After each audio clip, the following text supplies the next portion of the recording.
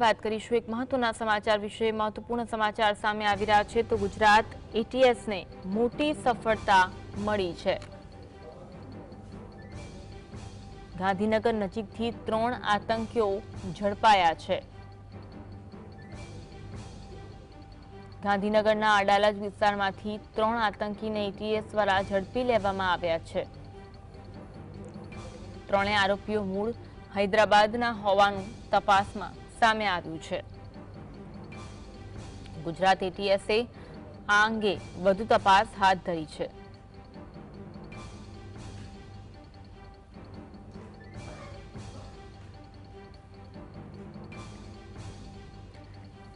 ગુજરાત એટીએસને મોટી સફળતા મળી। ગાંધીનગર નજીકથી 3 આતંકીઓને ઝડપી લેવામાં આવ્યા છે। આ ત્રણેય આતંકીઓ હૈદરાબાદના હોવાનું સામે આવ્યું છે। આ આતંકીઓની પૂછપરછ હાથ ધરવામાં આવી છે। શા માટે તેઓ અહીંયા આવ્યા હતા તે અંગે પૂછપરછ હાથ ધરાઈ છે। ગાંધીનગરના અદાલતથી તેમની ધરપકડ કરી લેવામાં આવી છે અને વધુ પૂછપરછ હાથ ધરવામાં આવી છે। 3 આરોપીઓ મૂળ હૈદરાબાદના હોવાનું તપાસમાં સામે આવ્યું। ગુજરાત એટીએસે વધુ તપાસ હાથ ધરી છે।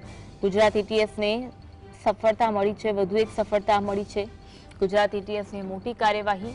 આતંકી પ્રવૃત્તિ સાથે જોડાયેલા 3 લોકોની અટકાયત કરવામાં આવી। ગાંધીનગરના અડાલજ વિસ્તારમાંથી આતંકી ઝડપાયા છે। ત્રણેય આતંકીઓ મૂળ હૈદરાબાદના હોવાનું સામે આવ્યું। ગુજરાત એટીએસે વધુ તપાસ હાથ ધરી છે। એટીએસ થોડા સમયમાં પત્રકાર પરિષદ યોજી માહિતી આપશે। આજ અંગે વધુ વાત કરીશું। સંવાદદાતા વિરેન્દ્ર અમારી સાથે ફોન લાઈન પર જોડાયા છે। વિરેન્દ્ર, એટીએસને મોટી સફળતા મળી, 3 આતંકીઓને ઝડપી લીધા, વિગત જણાવશો। સૌથી મોટી સફળતા મળી એવું કહી શકાય, કારણ કે ગુજરાત એટીએસ દ્વારા જે આતંકી પ્રવૃત્તિ સાથે સંકળાયેલા જે 3 શખ્સો છે તેમની ધરપકડ છે તે કરવામાં આવી। વિગતવાર જો અનિલ વાત કરવામાં આવે તો ગુજરાત એટીએસને બાતમી મળી હતી અને બાતમીના આધારે કેટલાક જે શખ્સો હતા તે આતંકી પ્રવૃત્તિ સાથે સંકળાયેલા તે વિગતના વારે જે વિગતો હતી તેના દ્વારા ગુજરાત એટીએસ દ્વારા ગાંધીનગરના અદાલત પાસે વોચ છે તે રાખવામાં આવી હતી અને તે વોચના આધારે આ એટીએસની ટીમ દ્વારા આઈએસઆઈએસ સાથે જોડાયેલા આ જે 3 આતંકીઓ છે તેમની ધરપકડ છે તે કરવામાં આવી છે।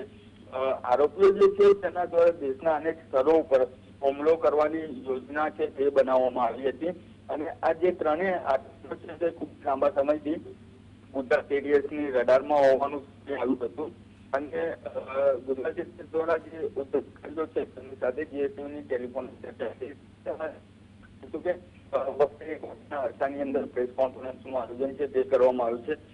પરંતુ આતંકીઓ છે તેની જો અનિલ વાત કરવામાં આવે તો અગાઉ પણ થોડાક મહિનાઓ પહેલા જે ગુજરાત એટીએસ છે તેના 21ના પ્રચાર કરતા 4 જેટલા આતંકીઓની ધરપકડ છે તે પણ કરવામાં આવી હતી। એટલે કે આ જે આતંકીઓ છે તે કઈ જગ્યાઓ પર હુમલો કરવાની કવાયત છે તે કરી રહ્યા હતા, તેમના દ્વારા જે પ્રયાસો છે તે કરી રહ્યા હતા, તે સમગ્ર જે ઘટના છે તેના ઉપર જે પડદો છે તે બપોરે 1 વાગ્યાની અંદર જ સમગ્ર ઘટના વિશે માહિતી મળી શકે તેવું લાગી રહ્યું છે। અન્વી, જી આભાર માહિતી આપવા માટે।